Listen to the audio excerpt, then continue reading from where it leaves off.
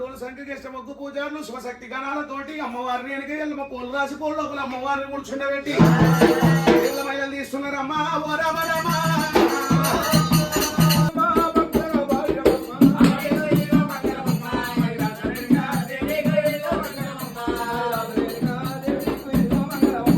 రాజు కాశీ పోయేదవ్వా కళ్యాణం పోయేదవ్వా కలిసి ముడతవల కానీ దేవల దేవతలు పాలించేది గంగి మహిళ కామదేనవా